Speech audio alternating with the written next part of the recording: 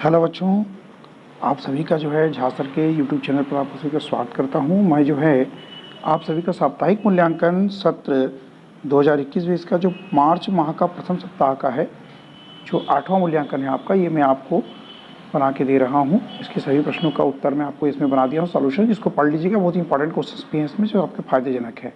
देखिए, इसमें पहला नंबर क्वेश्चन हमारे पास बोलता है कि आर त्रिज्या तथा एच ऊंचाई के बेलन के आधार का क्षेत्रफल होता है। प्रश्न में साफ साफ लिखता है कि आधार का क्षेत्रफल क्या होता है। तो चूंकि बेलन के आधार वृत्ताकार होता है, इसलिए वृत्त का क्षेत्रफल लगेगा पाई आर का वर्ग। ये हमारा इसका आंसर बनेगा। आप इसको आराम से बना सकते हैं। इसके जस्ट बाद हमारे पास क्वेश्चन करता है प्रश्न क्रमांक 2, शंकु का आधार कैसा होता है। तो शंकु का आधार भी वृत्ताकार होता है, तो इसका उत्तर आएगा वृत्ताकार। प्रश्न क्रमांक 3 हमारे पास कहता है कि एक गोले का आयतन ज्ञात कीजिए जिसकी त्रिज्या 3 सेंटीमीटर है। एक गोले का आयतन जिसकी त्रिज्या कितनी है, 3 सेंटीमीटर है। तो हम यहाँ पे सबसे पहले लिखते हैं, दिया है गोले की त्रिज्या r बराबर 3 सेंटीमीटर, आयतन बराबर 2 सेंटीमीटर। अब गोले के आयतन का सूत्र क्या होता है, तो 4/3 पाई r की घात 3। हमने इस सूत्र का प्रयोग कर दिया। r के जगह पे 3 लगा देंगे, तो 3 की घात 3, 3 को 3 बार लिखें और 1 3 से 1 3 कट जाएगा, 3 3 9 9 चौक 36, 36 पाई घन सेंटीमीटर। याद रखेंगे, आंसर लिखते समय इस घन सेंटीमीटर को नहीं भूलेंगे। अगर आप घन सेंटीमीटर को भूल जाते हैं तो आपका नंबर कट जाएगा, उसको ध्यान रखेंगे। एक नंबर आपका कट सकता है। तो ये आपका प्रश्न क्रमांक 3 हो गया, इसको आप आराम से नोट कर सकते हैं। इसके बाद प्रश्न क्रमांक 4 है आपका, यदि शंकु की तिर्यक ऊंचाई 21 सेंटीमीटर तथा आधार का व्यास 14 सेंटीमीटर हो तो उसके संपूर्ण पृष्ठ का क्षेत्रफल ज्ञात कीजिए। प्रश्न में कहता है कि कोई एक शंकु है जिसकी त्रिज्या कितनी दी गई है हमारे पास, ऐसा हमारे पास कहता है कोई एक शंकु है। शंकु का क्षेत्र कुछ इस प्रकार का होता है। ये शंकु की हमारे पास तिर्यक ऊंचाई ये है एल हमारा, ये तिर्यक ऊंचाई कितना दिया है 21, और इसके आधार का व्यास यहाँ से यहाँ तक की दूरी दिए हुए 14 सेंटीमीटर। तो इससे हम क्या निकालेंगे, इसकी त्रिज्या निकाल लेंगे। तो हमने यहाँ पर निकाल दी, शंकु की तिर्यक ऊंचाई एल 21 सेंटीमीटर, व्यास 14 है, तो उसकी त्रिज्या कितनी हो जाएगी 14/2 सेंटीमीटर। आप आराम समझ में आ रही है, कोई दिक्कत नहीं होनी चाहिए। और 14/2 मतलब 7 सेंटीमीटर। संपूर्ण पृष्ठ निकालना है, तो संपूर्ण पृष्ठ का सूत्र निकाल देते हैं हम लोग। संपूर्ण पृष्ठ का क्षेत्रफल होता है pi r r plus L.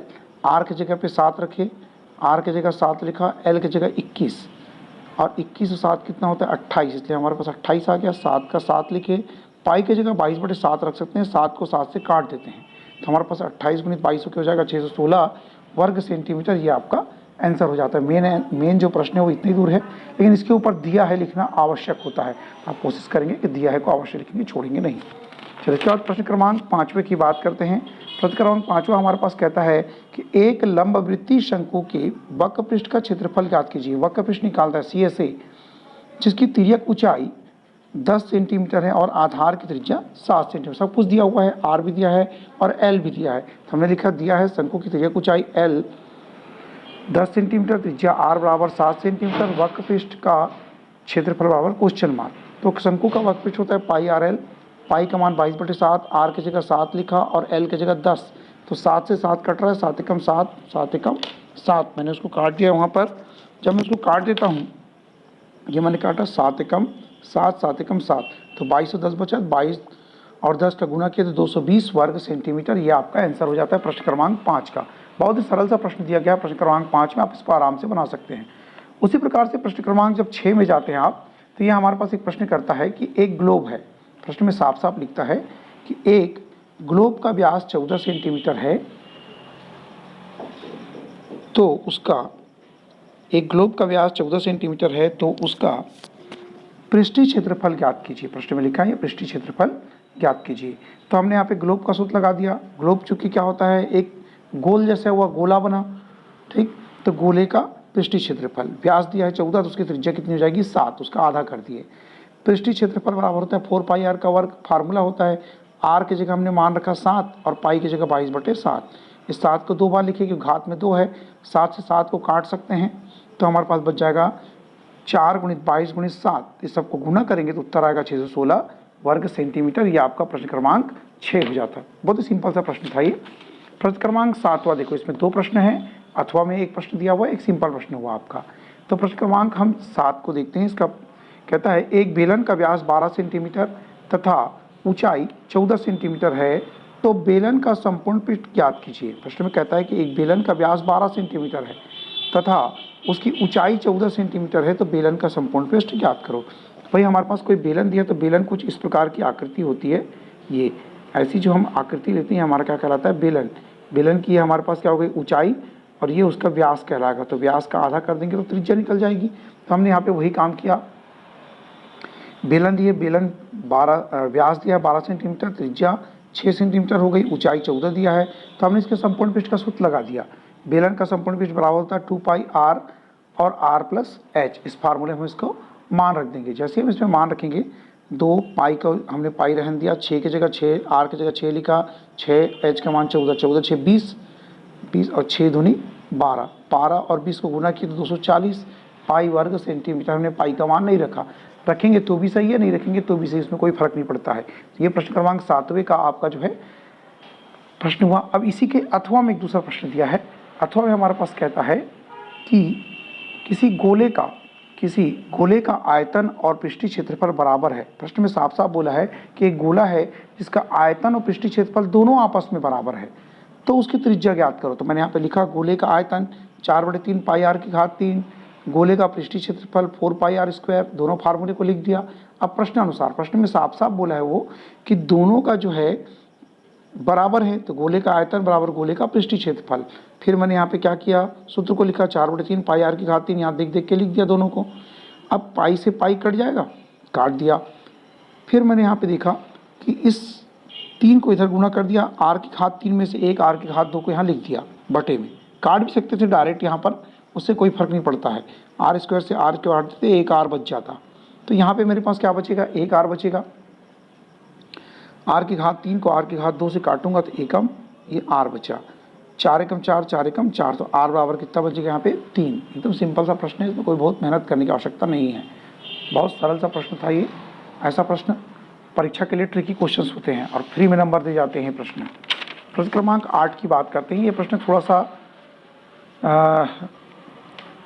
सरल ही है, परंतु लिखते समय मैंने गलती कर दिया, या जैसे भी प्रश्न शायद मिस्टेक छपा था। एक बेलन का वक्रपृष्ठ का क्षेत्रफल 3696 वर्ग सेंटीमीटर है। यदि बेलन के आधार की त्रिज्या 14 सेंटीमीटर है तो बेलन की ऊंचाई ज्ञात कीजिए। प्रश्न में साफ साफ लिखता है कि वक्रपृष्ठ का क्षेत्रफल आपको मालूम है तो आपको ऊंचाई ज्ञात करना है, कोई बहुत मेहनत नहीं करना है इसके लिए। तो बेलन का वक्रपृष्ठ का क्षेत्रफल सूत्र लिख दिया, आधार की त्रिज्या 14 सेंटीमीटर और ऊंचाई हमको निकालना है, तो ऊंचाई को हमने h मान लिया। सूत्र में मान रख दिया बेलन का वक्रपृष्ठ का 2 पाई आर एच, पाई का मान 22/7, आर का मान 14 लिख दिया, यहाँ पे h की जगह h लिखा, और ये वक्रपृष्ठ दिया था 3696, उसको मैंने लिखा। अब मुझे h का मान निकालना है, बाकी सभी मानों को मैं पक्षांतर कर दिया, 3696 के बटे में 2 × 22 × 2 को लिख दिया और काट दिया सबको। काटने से मुझे उत्तर कितना मिल जाता है 42, ये आपका आंसर कहलाएगा। तो इसको इस प्रकार से थोड़ा स्क्रॉल कर देते हैं ताकि आप इसको आराम से बना सकें। इसी के अथवा में आपको प्रश्न देता है कि एक शंक्वाकार कप के आधार की परिधि 22 सेंटीमीटर है, ऊंचाई 6 सेंटीमीटर है, तो उसके अधिकतम कितना पानी रखा जा सकता है। पूछ रहा है कि उस शंक्वाकार कप हुआ है, इस प्रकार से एक कप बना हुआ है, शंकु के जैसा ऐसा ही कप बना दिया है। इस कप में कितना पानी आएगा, जब कभी भी पूछे कि कितना पानी आएगा या कुछ ऐसा करे कि उसकी कैपेसिटी कितनी है, ये चीज़ पूछता है, तो हमको वहाँ पे आयतन निकालना होता है। तो मैं यहाँ आयतन निकालने के लिए चला। शंकु के आधार की परिधि 22 सेंटीमीटर दिया है, ऊंचाई h बराबर 6 सेंटीमीटर दिया है, उसको लिख दो यहाँ पर, पानी की मात्रा बराबर क्वेश्चन मार्क। अब आधार की परिधि से मैं पहले त्रिज्या निकालूंगा, तो आज शंकु के आधार की परिधि, चूँकि आधार कैसा होगा, वृत्ताकार हो गया, यहाँ पे 2 पाई आर, ये 2 पाई आर, हमने फार्मूला लिखा 2 पाई आर। हमने यहाँ पे फार्मूला इस्तेमाल किया 2 पाई आर। जब मेरे पास 2 पाई आर फार्मूला मिल गया तो मैंने यहाँ पे 2 पाई आर की जगह मैंने कितना लिखा नहीं मालूम, पाई का मान 22/7, 2 की जगह 2 और परिधि 22 दिया था, इसको पक्षांतर कर दिया तो 7 ऊपर चल दिया और 2 और 22 नीचे आ गया, 22 से 22 को काट दिया तो आर बराबर मुझे मिल जाएगा 7/2 सेंटीमीटर। अब प्रश्न में आयतन पूछा है तो मैंने यहाँ पे आयतन का सूत्र लगा दिया, शंकु का आयतन बराबर 1/3 पाई आर स्क्वायर एच, 1/3 पाई का मान 22/7, आर का मान 7/2 निकाल चुके हैं, रख दिए, और यहाँ पे h का मान दिया है 6। इस घात 2 है इसको 2 बार लिखा, फिर कट रहा है, देखो 3 से कट रहा है, 3 दूनी 6, नीचे में 7 से कट रहा था, 7 से 7 को काट दिया, 2 एकम 2, 2 11, 2 से कट दिया, 2 को तो कुछ मिला के काट पीट के बचेगा कितना, तो 11 और 7, तो 11 और 7 बचे तो 11 सत्ते 77 घन सेंटीमीटर, ये आपका आंसर हो जाएगा। प्रश्न सरल है, परंतु शायद इस बार आपके शंकु जो है आपके कोर्स में नहीं है, इसलिए शंकु के पीछे बहुत ज़्यादा मेहनत नहीं करेंगे, इस बार बेलन और गोला को पूरी ताकत से पढ़ेंगे। इसके बाद देखिए प्रश्न क्रमांक 9, ये बहुत ही इंपॉर्टेंट प्रश्न है, अक्सर परीक्षा में आ चुका है, मोस्ट इंपॉर्टेंट क्वेश्चन जो बच्चे खोजते हैं उसमें से मोस्ट इंपॉर्टेंट क्वेश्चन है।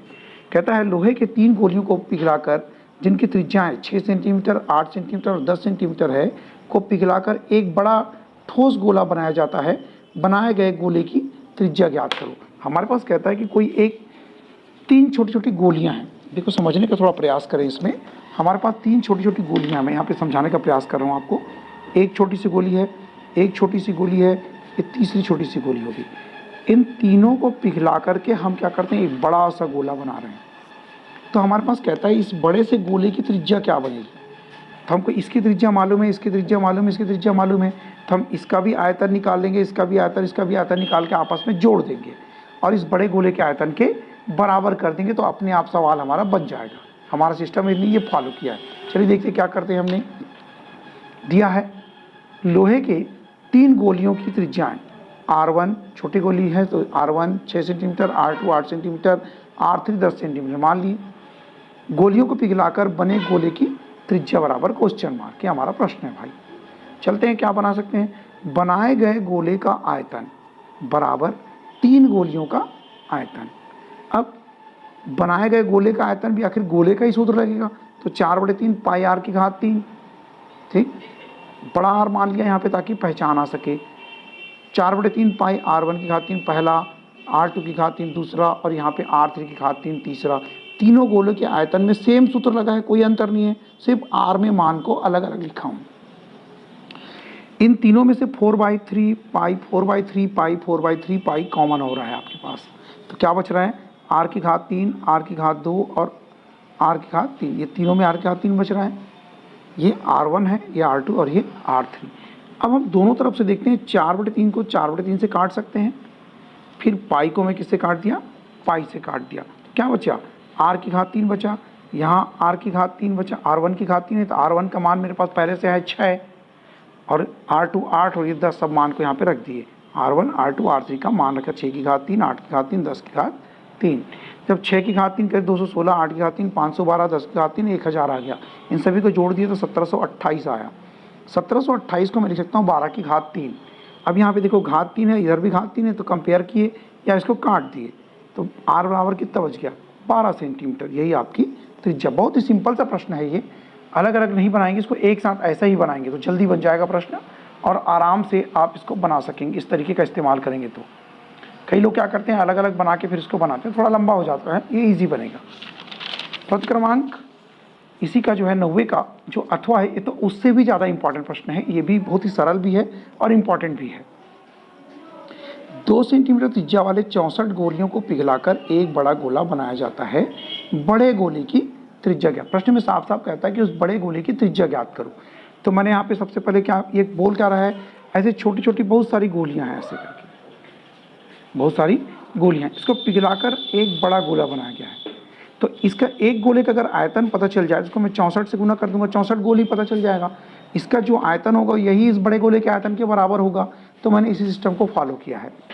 दिया है गोलियों की त्रिज्या R बराबर 2 सेंटीमीटर, गोलियों की संख्या कितनी है 64, गोलियों को पिघलाने से बने गोले की त्रिज्या बराबर क्वेश्चन मार्क है। हमारा टारगेट क्या है उसको लिख दिए।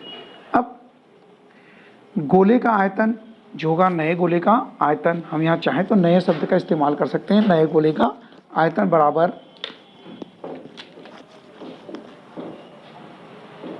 नए गोले का आयतन बराबर 64 गोलियों का आयतन, 64 गोलियों के आयतन के बराबर होगा। तो अब मैंने यहाँ पे क्या किया भाई, चाहे गोला बड़ा हो चाहे छोटा हो, सूत्र तो वही लगेगा, सिर्फ त्रिज्या बस में अंतर होगी। तो मैंने यहाँ पे गोले का आयतन 4/3 पाई R की घात 3 लिख दिया, कैपिटल R ले लिया, और यहाँ पर जो है उसी को स्मॉल r लेके लिख दिया ताकि दोनों भिन्न भिन्न दिखाई दे। अब दोनों तरफ 4/3 पाई और 4/3 पाई कट जाएगा, 4/3 कट दिया, पाई को पाई से काट दिया, R की घात 3 64 के 64। अब देखो ये R का मान अपने को शुरू में दे रखा है, स्मॉल 2 सेंटीमीटर, तो हमने यहाँ पे 2 लिखा, तो 2 की घात 3, 2 की घात 3 मतलब होता है 8।